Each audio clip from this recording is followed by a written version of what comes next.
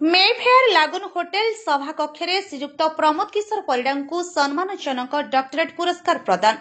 भुवनेश्वर मानव अधिकार और सुरक्षा परिषद भारत जहाँ सामाजिक न्याय एवं सशक्तिकरण मंत्रालय कार्य UNDESA द्वारा अनुबंधित आज स्थानीय मेफेयर लागून होटेल सभाकक्षे श्रीजुक्त प्रमोद किशोर परिडा को सम्मानजनक डॉक्टरेट पुरस्कार 2026 ग्रहण करबा पई मनोनीत करी सम्मानजनक डॉक्टरेट पुरस्कार प्रदान करथिले।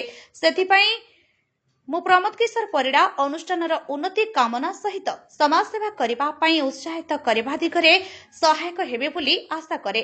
एही समारोह को डॉक्टर नारायण पत्री, डॉक्टर प्रकाश श्रीचंदन अनुष्ठानर सभापति NN प्रधान द्वारा मते सम्मानजनक डॉक्टरेट प्रदान करिथिबारु खुशी अनुभव करुछु।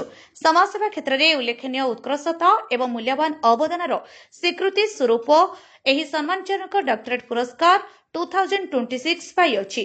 विशिष्ट गणमान्य व्यक्ति एवं सम्मानित अतिथि मानक ठारु पाइबा सौभाग्यर विषय अटे।